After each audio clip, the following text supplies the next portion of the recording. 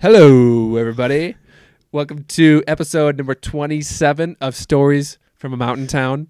This is your host, Tyler, and today we have a very close friend of mine, Tim Shaffer. Tim, welcome to the podcast. Yeah, thanks for having me. I appreciate you doing my intro. Yeah, that was requested. I normally don't intro like that, but he requested that because he is a big Spittin' Chicklets fan.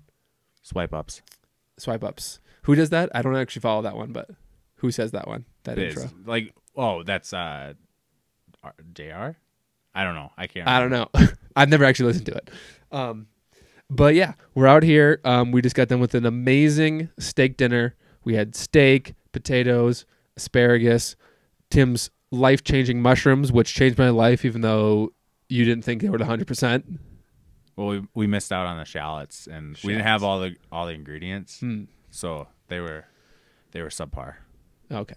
Well, I loved them. And as always, and especially because Tim is here, Tim loves Paco's IPA from Snake River Brewing, and they are a sponsor of the podcast. We're going to get into some Snake River beers.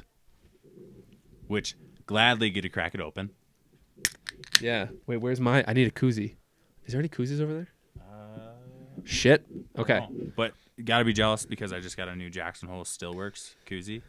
Yeah, Jade Stillworks. We got all the booze friends in town here. We have the hookups. SRB for the beer. We got Stillworks for our vodka and gin. And we just learned a ton about Jade Stillworks today. We were sitting there talking with one of the owners, Chaz, and he was telling us all about their what do they call it? Grain to glass creation process, basically. Really the distillery process behind creating gin. Yeah, like we're way into it, more than I even understood at all. Also, he at one point said gin is just flavored vodka, which absolutely blew my mind. Yeah. It's the most gnarly thing I've ever heard come out of someone's mouth. Yeah. But yeah, so if you're in the area, go check them out. They have the best sloshies in town, and they actually put a lot of heart and a lot of care into each of the bottles that they sell. They, like I said, it's grain to glass. So they have relationships with the farmers. They take the grain in, they process the grain, and then they distill it, and then they do all the processing to get it to a final product that we can drink. Where there's another thing I learned today is there's a lot of vodka and gin brands that they call them label slappers. There's some sort of big manufacturing plant somewhere in the country, and they say, hey, can you give me some samples of this? And then they just slap the label on it, and they don't really have any heart in it. But these guys put their heart and soul into this. This is their dream to run this sort of company. So if you like that sort of thing, like craft spirits, like sloshies, like having some fun, go check them out. They're delicious. They're delicious, yes, and strong. we were just so when we got those sloshies, we were just went out for a bike ride. Hit up Stillworks, and then we stopped at Tyler's buddy's Jeff's house, who's from Philly. And most people in Philly, obviously they have the cheesesteak rivalry, and one place is better. Me being from Minnesota, you have the Juicy Lucy debate. Here, it's definitely the battle of the sloshy. Yeah. And if you want to get the premier sloshy in Jackson, you have to go to Stillworks. It's got to be Stillworks. Yeah. So Tim is drinking a Paco's. What do you like about Paco's so much? Because you've been here before, and you've asked me to bring it back for you multiple times. Yeah. So I don't know. I went back and forth between being an IPA guy and then just regular Busch Latte, Mick Golden being from Minnesota, just your regular normal working man's beer. And I just found that IPAs were a little too heavy, and they didn't really do it for me. And then we came out here, and we were hanging out at the resort, and we were picking up a 6-pack because there was a concert going on. It was a reggae concert. Oh, yeah, it was my birthday. Yeah, and obviously people who are friends of the podcast know that you have. I'm assuming they would know that you have two wolf dogs, or a wolf dog and a husky. Yeah. So when I went in to buy beer for us to just have while we were watching this concert, I saw Paco, which stuck out to me because it had the dog on it on the can. And I was like, okay, I guess we're rolling with this one for the night. So I grabbed it, and I remember cracking it and having a sip, and I was like, this is an incredible beer. And not a lot of beers do that for me. And this one is just, I don't know. it's a very tasty, fulfilling beer. Yeah, you hear that, Elliot and Luke? You gotta love her right here. Get Pacos up to Minnesota. They have to come up there. Yeah. I'm desperate for them, and anybody who's coming through the mountain area, I always tell them to pick me up a pack when they're coming back to Minnesota. Yeah, when your brother was here, he was like, "Oh, I gotta do. Where do they sell that? Where do they sell Snake River? I gotta go." That's a bad accent for him, but yeah. Where does Snake River? I gotta get some Pacos for Tim. Where the fuck are the Pacos at, bro? Yeah, that's more what he sounds like. Yeah. And then I'm ripping a Earned It Hazy IPA. You've heard it here on the podcast before. It's I like this a little bit more than Pacos. I think it's got a more citrusy, a little bit of a lighter flavor. Obviously, I love Pacos, love all their beers, but I'm doing Earned It because we for sure earned it with our hike. Our hike and our camping. 2 days ago, we did like around a 10-mile hike near the Astoria, Hoback area out in, it's called Cabin Creek Trailhead. We just kind of found this random trailhead on an app and just started walking into the wilderness and kept going until we didn't want to go anymore. And then we stopped and hung out a little bit and then came back. Which super sketchy, because after we went on the hike, was it before or after the hike that we were scoping out the camping area? Where we camped last night? Last night, yeah. The day before the hike. So when we were scoping this area out, it was like super rainy and like just on the edge of Get a little bit closer. On the edge of a cliff. Get closer to your mic. Okay, sorry. And hopefully everyone can hear me now. Yeah. Driving around on a rainy cliff edge, and I was behind Tyler in the car. So Tyler was in the car with my roommate who drove down here with us, his buddy Joel, and then he had his dog Bridger in the car, and then behind him was me with my girlfriend Taylor and Tyler's girlfriend Taylor as well, and little Maverick. And a car came around one of the bends, and Tyler, I thought we lost Tyler, my roommate, and Joel. No. It was the sketchiest thing. Your car literally almost went off the edge, and it was I was terrifying. in full control. I don't know about that. So my perspective, this truck comes around the bend, and it's like, I mean, the road is like, nearly 2 cars wide, mostly like 1.5 cars wide, and it is slippery. It was pretty muddy that day. Moist. And there's like grooves in the road, right? And so my tires are in it, and I'm like, okay, I need to like move with this guy. So I turn my front tires, and in 4-wheel drive, like they kind of get out of the grooves, but then the back tires didn't get out of the groove. And so I was like sliding a little bit sideways down this little slope. A lot of it sideways. And in full control. Mom was in full control.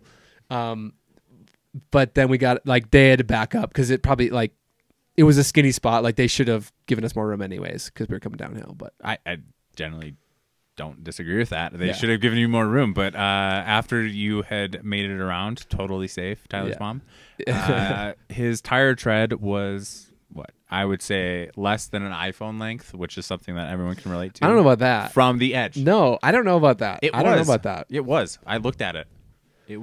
And I measured it with my phone. I said, this is one iPhone from the edge. That's how close you came. Okay. Well, either way, we're getting ahead of ourselves a little bit. Let's take it all the way back to why are you out here right now? Well, so initially we were supposed to be in Arizona during this time, which I found out about a couple of weeks ago. But instead, as everyone is very familiar with, there is a pandemic going on. So instead of going out to Arizona, where we were supposed to be playing golf and staying in a resort and swimming and drinking, partying, having a good time, we changed our plans. We called the audible, and we decided to drive out to Jackson, which is, in my opinion, just as good as going out and golfing. Yeah, exactly. So Tim, it was a graduation present. Yes. Tim and his roommate Scotty just graduated from law school, like 2 Fridays ago, and like a few months ago, his girlfriend Taylor texted my girlfriend Taylor and I, and said, "Hey, would you guys want to like do this trip to surprise Tim for a graduation gift?" And we're like, "Hell yeah, that sounds sick." because it was to go down to like Scottsdale, and like I would set up a couple rounds of golf for us, and we'd hang around like the pool and warm and like, you know, celebrate. And she didn't tell him it was going to be this big surprise, and we were getting so excited to like surprise you down there, because our whole plan was like we weren't going to say shit until you were there, and then we're going to somehow like, you know, room service come up to you or like walk by you at the pool and be like, hey, is that, wait, they just, you know, and just like totally freak you out. And we literally had like, I had like tea times ready. That's how close we were, because we had the hotel. We had everything booked. That's what it sounded like. Because when I was wait, did they cancel the hotel? They canceled the hotel and everything else. I think Taylor's getting a refund on the plane tickets that she had booked, and I think she's getting a refund from a hotel. So I think we're gonna use that at a different time. So I think she just got it like credited, but I'm not 100% sure. But like when I found out about this, I was like, my mind was absolutely like blown. I couldn't believe that like 3 people like that would just, I don't know. That was like the nicest thing that I've ever had anyone do for me. And then like not only that, but like Taylor stepped it up. So like I kind of like pried it out of her afterwards, because I knew like this like COVID stuff was going on, and we were hanging out drinking one night on her balcony, and we were just hanging out like kind of like reminiscing about like how quickly 3 years had went by, because she had finished nursing school when I was just getting started with law school. So it was kind of like we're like school took precedent over everything, and it was kind of just like finally like a deep breath moment of like finally we're both done with this. And like obviously I still have the bar going, but it's just nice not to have like that, like, you know, what's going on with your schooling. What the hell are they doing out there? Sounds like they're banging the drums. We're in my office, you guys, and you didn't catch that. I don't know what they're I don't know if you can hear that, but there's just some commotion going on outside. And when I went out there to get my water, they were like combining the cards that get you drunk with our cards. So just regular cards? Well, like the cards that we made up. Or your business cards? Like the drunk cards we made up. Yeah. So it's like 4 decks worth of cards that get you drunk. Yeah. So we're going to have a long night, folks. That's going to be fun. Yeah. So that's why you're out here. So you audibled last second, which was an awesome chance, because it seems like everybody wants to come out to the mountains. Like I think in general, we're seeing that people are realizing, you know, how awesome. That's your dryer, her washing and drying machine. Is it? Yeah, it 100% is. Oh, either way, I don't think the podcast heard that. But I think in general, like because of just like being in these big cities during this what's going on, it's like way more dangerous. Like you're just stacked on top of people, and like people are, I think even more than before, they're like, oh, these wilderness areas, these wide open areas, these nature areas are like where you should really be a lot. And then like that'll lend to tourism, and then I think actually people will start moving out of cities because of this. I was thinking that too, which is like a really interesting thing, is that you know, like the whole work from home that everyone's starting to move to. I think that's going to have a drastic impact on like what a modern city is going to look like, because you're not going to like if this is like what we're in for like the foreseeable future, and work from home is what a lot of companies are seeing as a more feasible option for their employees, then I think a lot more people are going to be like, well, like hell, like why don't I go to this area where I can have more nature, more free space, I can get more acreage for my dollar. Which I think is going to be more beneficial, because you're not going to have these absurd like cost of living prices that you have out on the West Coast or the East Coast. Well, it's pretty high here, but we have open space. Well, that's very true. But you're a fancy boy, so you can afford that. I don't know about that, but yeah, and like, not even like, you know, once we get past the point of like everyone needing to work from home, it'll be like, we all, you know, no matter what your job is, well, I just worked from home for 5 months and was completely productive and like, or maybe did better, you know, how it'll be impossible for the company to ask you back to the office every day. You'd be like, fuck that. Yeah. Like I'm in sales, and it's like, if you're someone who's going to the office every day in sales, and then you went home and maybe you just did successful, or like that worked for you and you did better. And it's like, well, no, I did better at home, so I'm not coming to the office, or like 4 days a week. So the model, I think, is changing dramatically. Yeah, and it's a better business option for people because I think, like when it comes to it, like the business is going to do what's in the best interest of the company, right? And that in theory, yeah, and that's like their bottom dollar. So if they have a employee who's making more from home, then it's definitely in their best interest, and I think that they can realize that and be like, well, just keep working from home then. And you're also not spending as much time commuting to and from work, which has, a variety of different benefits to it. But not everyone can work from home. Like, Very true. Plenty of people know that I work from home. I worked remotely for about 3 years now, completely. And so they'll like text me or message me and be like, dude, I don't know how you do it. I don't know how you work from home all the time. This is like so hard to like get stuff done.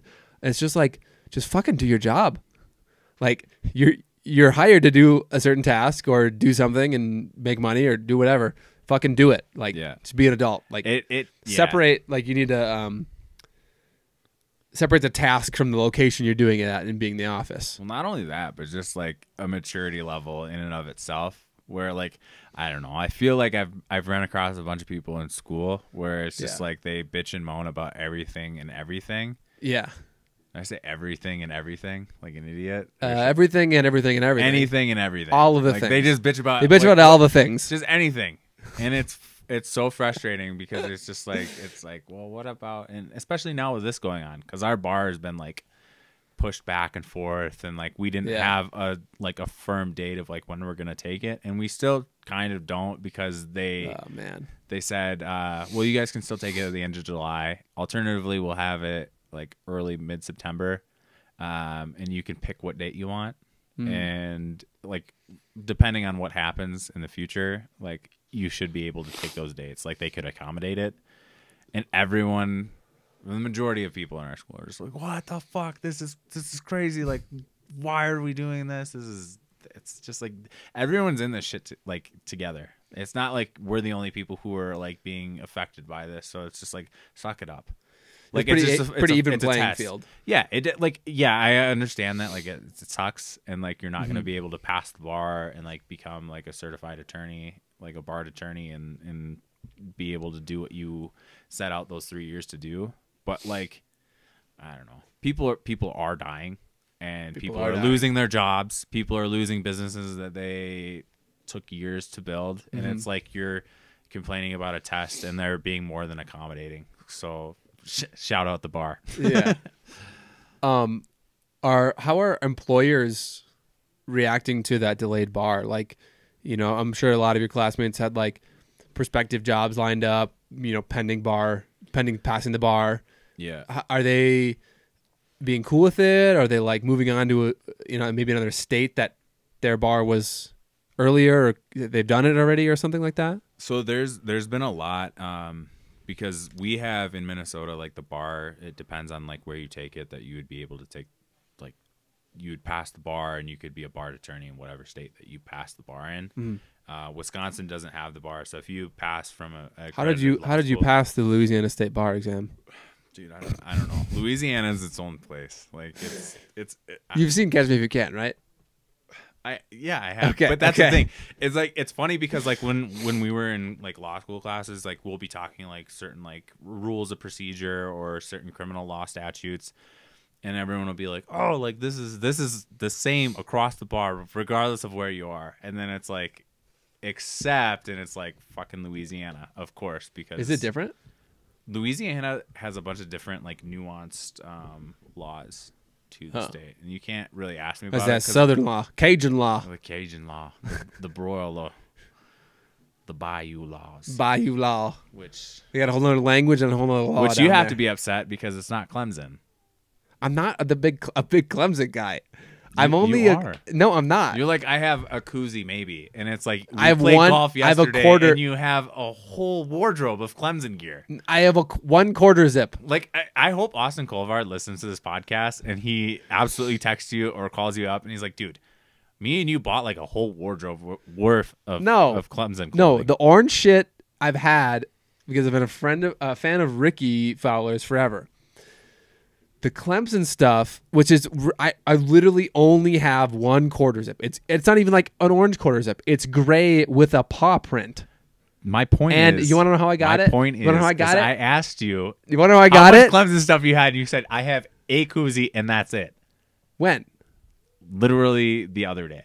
No, I said I have a quarter zip and maybe a koozie. False. I don't even think I have a koozie. False. No, the quarter zip. You want to know how I got it? So Tell me. Al, my best friend Alex, and Austin Colvard, and I think sometimes his brother Drew Colvard and Steven Knightsing, all those guys, they go to Clemson just about every year for one game because of a family friend that Austin has. And Al got this quarter zip, and when I lived with him, it was like he never wore it, and it looked pretty big. I was like, do you even wear that? Can I have it? And it's like he somehow got an extra large, and it fit me perfectly, and he's like much shorter than I am. So you begged. No, he begged just for this Clemson. He just gave quarter fuck zip you because he you're just, like, I didn't buy any Clemson gear no, while I was down because there, I'm so not. I need this. I'm not That's a big. what you said. I don't really have a college team, but it's a nice quarter zip, and it's fun to watch games with them. Them being big fans and being like a part of like a fandom. Do you wish you had hair like Trevor Lawrence? Can you tell me that? I used to have hair like him. Have you ever seen the pictures of me with Flo? No, I Dude. think I've went to great length to avoid those pictures. There's not that many But of I them. don't But think like Weiss has freshman, even seen those. no, she has because there's an infamous picture of me with Flo, and one of my roommates had put Taylor as my wallpaper on my computer as like a joke. What, like cheering you on? No, I mean everyone knew that I had a crush on her before we dated, like freshman year of college, and so they were like, "Oh, it'd be funny to put her as Tyler's background." Until they did that, and then I was like, I'll like play into it, and I'll go show Taylor and be like, "Oh, Taylor, look at my background," and so she has that picture. I don't know where she keeps it though. Maybe in her back pocket. We'll have to get that out. That might be the thumbnail for this video. I think if it's not, like I think if anything, it should be that because that would be incredible. No, freshman year of college, Tyler does not need to be out on the internet anymore. I will say this when I because like when I started talking to Taylor, I remember running into you at a bar and Taylor's like, "Oh, my good friend Tyler," and that's like all I heard was like my good friend Tyler. And then I met you and you're like, they like ditched me and went and hung out with you and like took shots, and I was like, who the fuck is this Tyler kid? And I just was like, I don't like him at all. I think he's a douche. Like he's a big douchebag. And then I got to know you and I was like, okay, he's not a douchebag. He's a super nice guy. Was that Beer Olympics night? A Beer Olympics night was the first night I can remember meeting you. No, it wasn't. It was before that.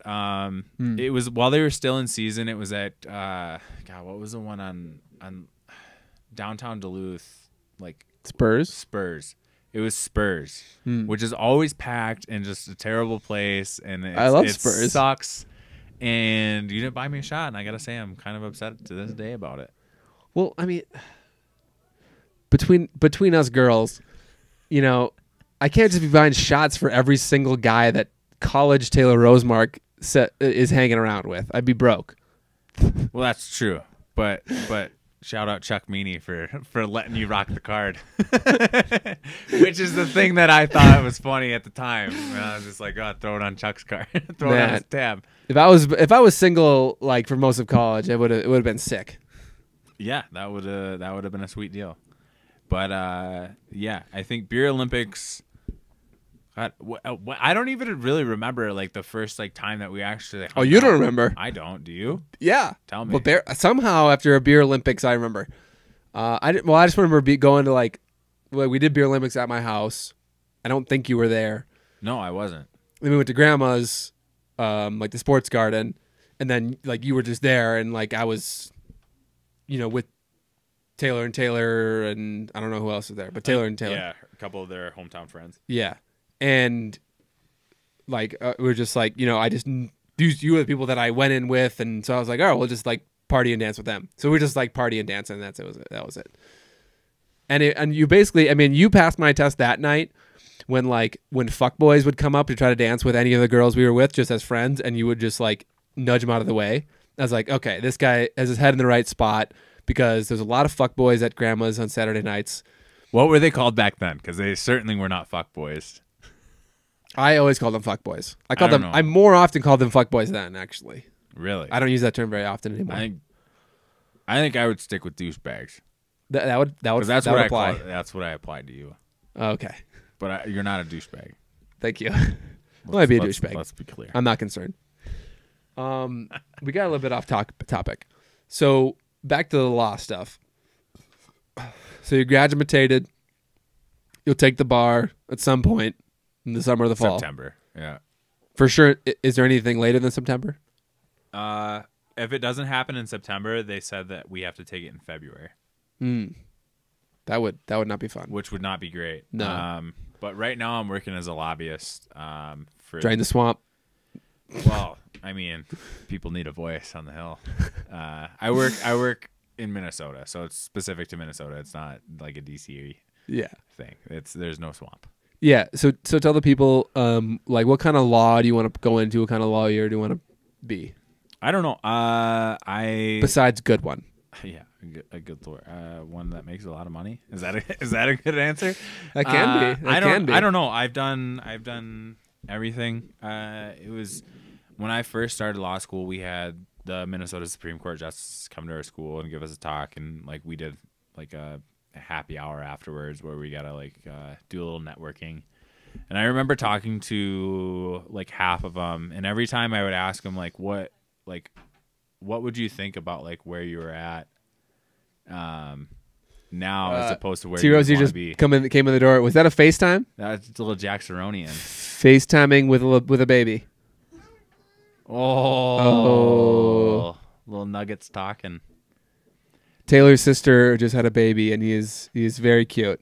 I don't think a lot of babies are cute, but he's pretty cute. Yeah, he might be the cutest kid I've seen. Like because most kids like you see and you feel like you have to be like, oh, that's a cute baby, but like with I this don't kid, feel that though. I know you don't because you're mean. Yes, but I'm always like it looks like an alien. It looks like an alien. That's true. After you said it more, like that does make sense. But this kid is he doesn't look like an alien. His head is normal shaped. He doesn't look like an old man. Yeah. Looks like a baby. I'm scared now to have kids because I feel like my kid won't live up to the hype as being as cute as that kid, and that's a real fear. You're gonna be ugly cousin. Yeah, that's what I mean. I'm like, damn it, why can't our kid look like that kid? You know? Oh man. Whatever. Well, you're not an NHL athlete. That's the biggest thing. That's true. But whenever I go to head with Riley, I usually come on top. So. What sort of head to head do you go at it with? Riley? Like bags, card games, slapshot regatta. No, absolutely not. No, most of the things that are like super athletic, I try to stay golf. Away You'd from. probably beat him at. Oh, I whip his ass. He still owes me steak dinner for Manny's. We played for Riley. If you're out there, Manny's steak dinner. The bludgeon of beef. I will hold you to it. I gave him 14 shots on 9 holes. 14 on 9 holes. Jeez, and I that's whooped a lot. His ass. Calling shots on the podcast. My first memory of Riley was he picked us up one night from the bar, and I think he might have been still in high school or like early college, but like heard the legends of this Riley Tufty, and like he always going places, and he's this giant dude, and he can squat a zillion pounds, and he picks us up in his mom's minivan with his knees up to his chin. Was that Taylor's birthday at Cowboy Slim's? I thought it was Jack's. Cowboy Jack's. Yeah, either Cowboy something. One of them. Yeah, one of them. But he pulls up and he's like got his knees into his chin in his mom's minivan. I was like, oh shit, this is hilarious looking because like he's a really big Taylor's dude. Mom's minivan, the white Honda. I can't recall. Yeah, I have no recommendation of the kind of car we got into. That's so funny because like when I knew, so Taylor's the older of her and her sister Morgan, and Taylor's like, oh yeah, like Morgan's boyfriend Riley will be there. So this is when I was like meeting her family for the first time, like 4 years back. And I was like, oh, okay, cool. And like she told me, she's like, yeah, Riley's really good at hockey and like really likes hockey. And I knew nothing about like his actual like status of like he was a fucking god at hockey. Like was he Mr. Hockey? Mr. Hockey in Minnesota. Yeah. I didn't know any of this. Yeah. I had an autographed Pavel Datsyuk card, like, and she never gave that to him, which I found out later, and I was just like, what the fuck? Like, so now I'm missing a Pavel Datsyuk autograph card. Where'd it go? I don't know. Taylor lost it. She won't admit to it, but she did. The If she's nerve. on the podcast, ask her about it, and she will not I will. admit to it. But I remember ask. when I did meet him, I walked in the house, and like I'm pretty tall. Like you and I are the same height, like 6'2", 6'3". I'm 6'5", homie. Well, you don't look it because you're a skinny boy. You fell right into my trap. But I don't look up to a lot of people when I meet them, and especially like younger people. And when I walked into Taylor's house, she's like, "Yeah, this is Riley," and I about broke my neck looking up because this guy is a giant, and just about broke my hand when he shook my hand when that was still a thing and there wasn't coronavirus. And he's like, "Nice to meet you, Riley." And I'm like, "Dude, you're Is this supposed voice to be that deep? You're supposed to be 18 years old." Yeah. No, You're supposed to be a child. Well, I mean, in my mind, it might have been deeper, but yeah. Now, I mean, super good kid. Probably like one of the nicest hearted kids out there, and super great. Apparently, the Great Rosemar girls like climbing trees. Do they? Well, they both got tall boyfriends. That's true. I think. Yeah. Maybe. I don't know about that. Maybe. I asked the hard-hitting questions here, Tim. These are the hard-hitting questions. I had no answer to that one, so I apologize. Did you go into? You didn't really get into like what law you wanted to practice. Yeah, I was trying to tell a story, and then we got sidetracked by little Jack Cerrone. Oh yeah. My first year at law school, we got to do like a networking event with these Supreme Court justices of Minnesota, and I got to talk to about half of them. And I asked them, like, did you always want to be a judge, or like, how did you get here? And they had like one like common denominator across the board of like what their answer was, and they said like, I never like turned down practicing an area of law when I had an opportunity to. So like my legal career has been like, I didn't have like the strongest first year academically, so like my options were very limited. And fortunately, I had a teacher who did like it was Indian law, and they were working on like a big case, Like Native American. Yeah, taxation's like a really big thing within Native American versus that whole thing, like the whole taxation behind native land and what we now have is like our like United States land that's not regulated differently. Yeah. And so I did that, worked on some taxation cases, helped my professor sift through a bunch of evidence and just got some experience that way. And I thought it was really cool. I mean, she was probably one of the most badass teachers out there, and it was hilarious. The cards are starting. They're playing a card game, and Taylor apparently got the Kiss Tyler card. That was a lovely middle of the podcast treat. Well, hopefully there's a Kiss Tim card in there, and somebody prettier Scotty than gets it. Scotty Hopefully gets Scotty gets it. But she's just a badass attorney, and she doesn't take shit from anyone. She always compiles so much evidence that like she gets to the point where opposing counsel will like try to like rebut what she's saying, and she'll just pick up like a folder like 3 inches thick and like just hold it up so they try to walk back what they're saying, because she has so many different counter arguments to what they're about to say that they won't even try to argue that point. Oh shit. So she's a hardcore litigator through and through. Have you had any Atticus Finch style moments in the courtroom? What do you mean? Have you seen or read To Kill a Mockingbird? I have, like a long time ago, but I'm just trying to think what you're meaning in that. Like he has a famous monologue where he's like, we walked to the black guy that's on trial for either like abuse or murder or something like that. And he says, "Write your name down here, sir." And he writes his name down, and he writes it with his left hand, and all the bruises and things on the girl are on her left side, so it would be the right side for the person hitting her. So proving that person is that the black guy that's on trial did not do it, because he would have punched with his left hand and it wouldn't have been on the side that the bruises are on. And so all he says is write your name down here, and he writes his name, and it's in his left hand, and he's like, "So as you just saw there, jury, this man just wrote his name in his left hand proving that those punches were not thrown by him because a normal person would throw them with their dominant hand. And all these marks are on her left side, proving that it was a right-handed person that threw the punches. Yeah. And then asks like her dad to write his name, and he writes it with his right hand because there was like there's a rumor that he was the one doing it, I guess, in the story. Yeah. And then Atticus proves that it's the dad doing it, not the black boyfriend. And it was a racially charged trial. Yeah. Kind of, sort of. I mean, I can a little bit talk about it. So well, are there like there are situations where that happens. Like I don't know, like a really good movie if you guys want to like something like the Atticus Finch moment is like the Thurgood Marshall movie that just came out. Marshall.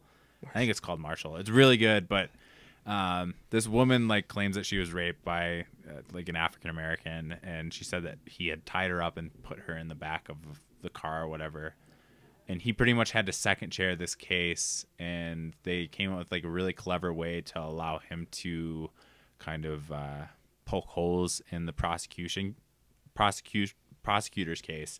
And when she said that she was tied up and she had like some sort of gag tied around her mouth, Thurgood Marshall got up and was able to like talk while he had the first chair of the case. So the first chair is the person who's generally talking, doing the cross-examination and the direct.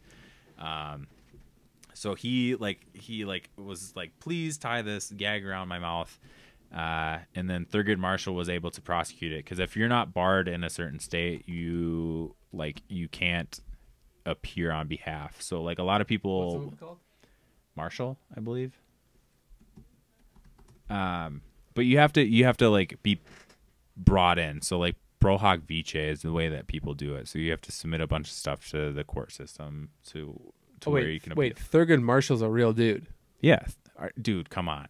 Thurgood Marshall's probably one of the most badass like attorneys out there ever. Like led the movement on Chadwick equal Boseman rights. plays. He is like anybody who goes to law school like dreams of being as badass of a litigator as Thurgood Marshall, who inevitably became a Supreme Court justice, but from Baltimore, and just like one of the most inspirational stories ever.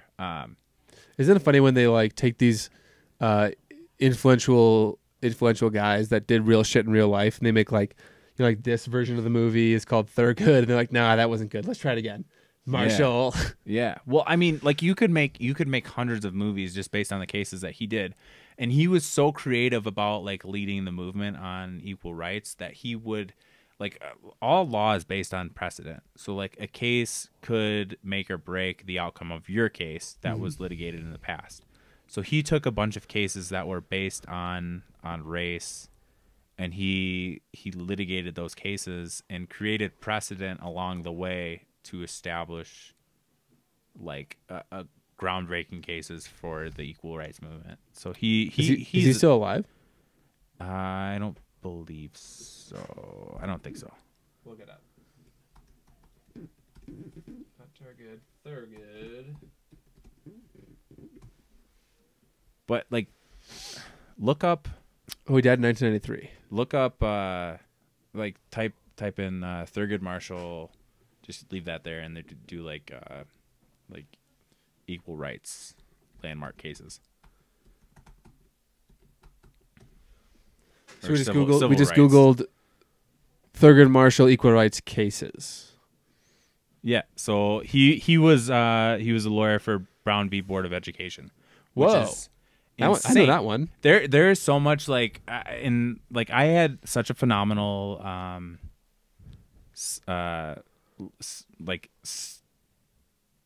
it was like there are two different like what am I trying to say here? You have like mentors or like prominent people in law that you like focused on and you studied on. There's two different areas of like civil law that you like study along in your first year. I'm just trying to like frame this. So it's powers, which are like articles of the Constitution America. that give that give the authority to create law and argue law. And then there's liberties, which is like the substance behind it. So like equal rights, gender, religion, everything based within the Constitution. This is such a good picture for being 1967. Yeah, isn't it? I mean, I think so. We're on his Wikipedia page now, and this looks pretty sick. But like my professor like had us like do research in a lot of the landmark cases. So Brown v. Board of Education, definitely like is one of those cases where it's just like everybody knows about, regardless of whether or not you're in law school. And then the other one was Roe v. Wade, which is like the abortion cases.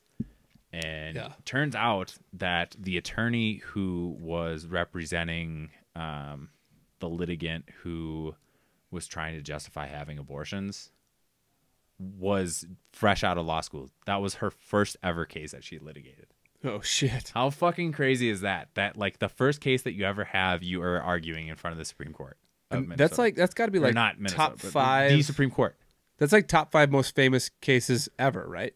In America. Yeah. It's like Roe v. Wade, Brown versus Board of Education. Yeah. There's so many. Like I just Plessy v. Ferguson. There's a bunch. Paul's graph for the lawyers listening. Yeah, which there are probably many because we're a very smart podcast. Yeah, I just can't think of everything. Yeah, that's awesome. Going on right now. We gotta check that movie out. But yeah, I highly recommend that. But the Atticus Finch moment is definitely I think says, "Can you scream for me?" After he has like tied this gag on and. Who's the guy who plays? There's a white guy in this guy, Josh Gad. He's a house here. Just screams, and you can clearly hear him screaming. So it's like kind of like the gotcha moment. But I had a case where like I was reading through like the record and everything, and it was like a really odd case. Something just didn't feel right, and they were able to submit like letters in support of or favoring and why this person is so like good, pretty much character letters. And so I had one letter where I was sitting there and I was like, I don't know why, but this just didn't feel right to me. So I like called the person who submitted this letter and I had like a dialogue with them. And turns out like what we were actually litigating was directly in like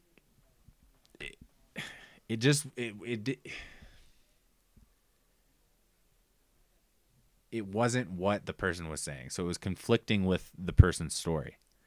So like I had a whole witness that he requested support him that was in conflict with what he was saying. So like when I began my cross of this respondent, I asked a bunch of questions and I made sure I like set out a record to where I had enough to where like we could look back on it later and be like, this isn't what you said, to where he could be like, I misunderstood what he was saying in the question. If there was an appeal.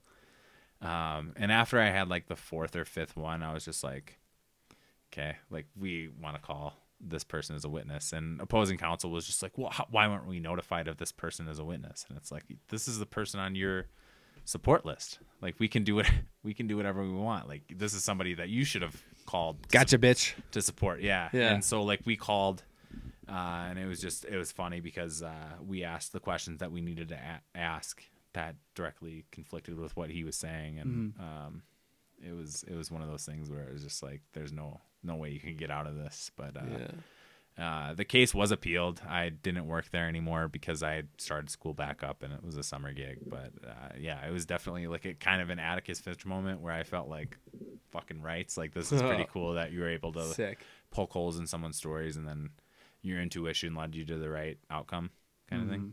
So that was sweet. Yeah, it's awesome. Cool. So moving on to some mountain shit. So this is your 3rd time in Jackson. Yep. Your 2nd time here with me. What did and the first time you came here, that was with your girlfriend Taylor and her family. you guys like rented like an airport van and kind of ripped around all the mountain areas. What was kind of your first thoughts when you first drove into the valley and like saw what was going on here? So when I grew up, we had a place out in Big Sky, Montana, and it was always one of those things where it's like you're driving forever, especially coming from Minnesota. Like just to drive out here, it's a 16-hour drive. So when you're going out to Big Sky, it's the same thing. It's just north. So like not until hour like 14 and a half that you start to see some like topography changes and you see some mountains. Yeah. And it's just like, I don't know, it's something where it's just like you kind of just are in awe of what you see when you drive up for the first time. And Jackson was different because like I love going to Big Sky and I love the mountains out there, but like seeing the Grand is just like something completely more like just it's extraordinary. Like it's nuts. It's the shape of it, like it's iconic almost. Because like I've heard from you forever, like, oh, Jackson. Well, Everybody has. The Grand. Everybody that has known me for the last 15 years sickening has. Almost. But like when you drive out here and you see it, you're just like, holy shit, like this is crazy. I always like kind of relate it to The Simpsons when Homer wants to move out to Alaska. I didn't really watch it. You don't know it? Oh my god! No. For those of you listening who know what this is, the YouTube. There's a clip like he has this big poster of Alaska, and it's probably one of the coolest pictures. I mean, in a cartoon. But they're driving out to Alaska. When they finally get there, after he puts up his poster, they get into a car crash. Is this it? And then he lands. Yeah, and then he like tries scratching at the poster that he thinks is on there with his camera. But Tyler made a sick GoPro video, and that was. Yes, I did. Thank you. On the point of about the vertigo or whatever. Yeah. So I was remember when I went around an island that you guys didn't want to. I mean, I went almost all the way around, but there was just no point in going all the way back that way. Yeah. Well, I have a more adventurous spirit. So I went all the way around this big ass island, and I'm out there alone. Says the guy who wanted to go paddleboard on a puddle. I'm out there alone, just going along, and then kind of looking around, looking up, because it's right at the foot of the Grand, so you're like insane views. And then I fucking get startled. I like jump off I get a jump in my paddleboard because a big boulder comes out of nowhere, like you were saying. Like out of nowhere, there's this giant boulder below me, and like my monkey animal brain was like, oh fuck, that's a fucking lake monster. Like I like had a little startling jump on my paddleboard. It was terrifying. One too many Trulies. Maybe that was it. But yeah. But that's what I mean. Like it's weird. It's weird seeing something where you're like hovering above just a bunch of different objects that you're not used to seeing. It's just like one of the weirdest feelings that you would have. I think. But it was very cool. Yeah, definitely. That's something an activity to do. And it's a way to kind of see the park in a different manner than just like the hikes or the main, lodges that people go to and kind of walking around the lakes. It's like you're in the lakes, like you can experience it.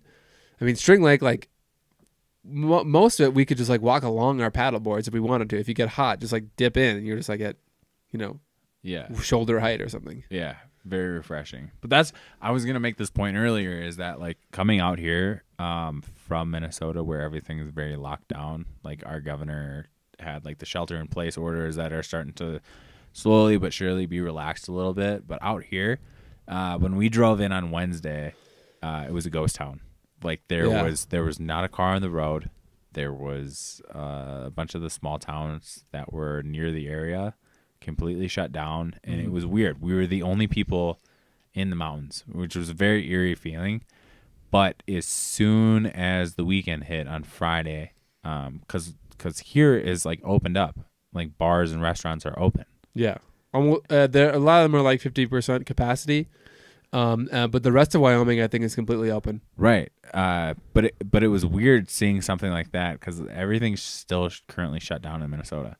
Yeah. So like when we came here and then the weekend hit and we were driving to go to our camping spot and go do our hikes and explore, it was weird because it didn't feel like we were going through this right now. Like everything was like normal again, which was like such a refreshing feeling. And especially when we went camping, it was just like no pandemic, which is incredible. And now like the only difference is like when you're driving through downtown and going picking up a coffee or like going to a store to grab some essentials for your groceries to make dinner or something like that. It's just like everyone's out and about, but they're wearing masks. Yeah, or they're just like standing farther away in line. Right. Yeah. Yeah. I mean, it hasn't. I don't even know. I don't know the numbers anymore for Wyoming, but they're pretty minimal. Like Jackson's a super healthy community. We're very spread out, and the personalities that live here jump on like a chance to help the greater good, basically. Yeah. So we really jumped on it. Got really active, or inactive rather, for this case. Yeah. And so our community's really gotten together and had good results during this whole thing. No, that's the thing too, is like here I feel like it's people are taking it serious for putting in place the requirements that the CDC is putting out. Whereas like in Minnesota, it's just like you see people kind of in like the bigger box stores, as some of our senators are using the term, and they're just half-ass like wiping off carts, and people aren't really following the social distancing requirements. But I don't know, I feel like if you're living in a Jackson Hole or someplace in the high altitude, it's like you have a good lung capacity anyway, so any of the respiratory diseases, they're probably just gonna fuck right off, because it's just like there's no point in affecting the people who are just gonna like fuck right off. They're just gonna like that COVID just better fuck right off. Like if COVID like tries to affect somebody who like has like a great lung capacity, like most of the residents in Jackson, who like climb Snow King daily. What's the point? Like I can't. Yeah. It's gnarly. And like that was the thing, is like when we were leaving the campsite earlier today, we stopped towards the exit. It was that cliff that you and Weiss usually jump off of. Yeah, the Kelly jumping rock on the Gravant. Which you might want to make a point to say to your mom that it's not that high, just in case she's worried. I think my mom's seen that video of me jumping off of it. Are you sure? No, I'm not sure. Okay, well, just in case. That's what it is. But she's like, it's like a 15-minute hike. Not that bad. It's a sweet hike. Don't worry about it. So we're like, all right, cool. We pull in to the like the little what do you want to call it? Like the area that you can pull off to. Parking dirt. Yeah. Whatever. I thought there was a cooler name for it, but there's not, apparently. Parking lot? At least like, not that. A lot of people are probably screaming at this right now, like, it's called this, you fucking idiot. Like, I don't know. I'm sorry. I apologize. But we would walk over and we'd like walk up this super fucking steep area, and then it would be flat, and then you'd look 20 feet across and you would see another vertical climb, and you'd do that one, and then you'd reach an area that was flat and you'd see another one, and it's just like, what the fuck? Like, she said it was 15 minutes and a pretty easy hike, and I'm dying when we get to the top of this. And this is a really short hike, and this is what it says about like my athletic ability currently, because I can't go to the gym and do this shit anymore. But when we got to the top, I'm huffing and puffing and trying to blow somebody's house down. Can't at all. I'm dying. And your girlfriend, like Weiss, is just sitting there, and she's just like, yeah, so there are the Teatons. And I'm like, what the fuck? Like, can you breathe a little heavy, like just for show at least, to make me feel better about nothing. myself? I know. You would have been upset if I was there. No, and I am. And that's the thing, is like whenever we go on hikes and like you or Weiss leads, I hate life, because you guys are going at such a quick pace compared to the rest of us. The rest of us below sea level walkers. Minnesota, I don't know. Flatlanders. The Flatlanders, yeah, that's probably a better That's way what to I go. call them. Yeah. So I just can't. I just couldn't do it. You guys rip fucking hardcore, like just unbelievable pace. Well, that's everyone here, and we're like on the mild side of like activity level. Like, I mountain bike now that we're in the summer. I mountain bike, and we do ski hikes and ski tours, and we go on hikes all the time. But there's people here. There's a lot of people here who they go hike Snow King twice before work, or like I know a bunch of people who have like they freaking climb they climb Jackson Peak or Mount Jackson, whatever it is, before work. Or they do like they hike up Mount Glory and ski down it before work, and that's just like their daily activity. So it's like a cool insanity, like a good insanity, where they're just like, I'm just gonna climb a mountain before work, you know. Yeah. Where most people like roll out of bed, scratch the sleep out of their eyes, maybe shower, and then they go to work. A lot of people here like climb a fucking mountain. So when are you gonna climb the Grand? Have you set a date on that yet? Have you talked about it on the podcast yet? No, I haven't, because there's not a ton of legs on it, but on the idea. Let the listeners know. I'm sure they want to know like when you're gonna do that, because I am sure shit interested to know when you're gonna do that. Well, we thought it'd be this summer, but we're not sure now about what the guide companies are doing. Right, because you'd had to stand 6 feet from your guide the entire time. Yeah, well, I don't think that'd be an issue. No, you'd have to stand 6 feet. But I mean, climbing the ground, I don't think that'd be an issue. I guess I just need to look into like what the guide companies are doing, because it's my brother and I set a goal of doing it this summer, and we have some friends that want to do it with us. I've done it before, and they have a relationship with a guide, so it's all ready to go. But we're just not sure if we're like allowed to. I mean, I'm sure people are doing it. Probably not yet. Maybe with skis they're doing it, but for summer, like most people climb it in the summer. I don't think they're not doing it yet. But it's kind of like I told you about the peak I climbed in this winter on my own with the dogs, Pyramid Peak, or the pyramid rather. I honestly I don't. If they didn't tell you. I think I told Joel. I think maybe I told Joel. Probably. So if you follow me on Instagram, you're a savior. I followed. I climbed something called the Pyramid here in Jackson, and it's the biggest endeavor I've ever done. Ski, split boarding, or really just kind of any hike. So it was just over a 4-hour climb on split board skins, about just over 4,000 vertical feet. I have a question really quick. And so when you have your split board, are you climbing up the mountain with those skis attached to your feet as a split boards? Yeah. How do you not slide backwards? Like this blows my mind.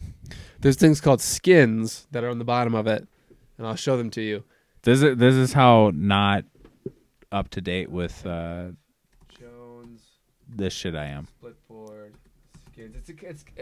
It's recently become popular, so it's not like it's a really old thing. But so there's skins on here. Because in my mind, I'm imagining you like trying to trek up a hill with like cross country skis on your feet.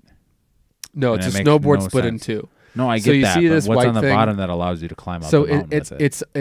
It's almost like you imagine like AstroTurf, like on a field. It's almost like that, but like closer together. It's like a little bit of like carpety, kind of like that.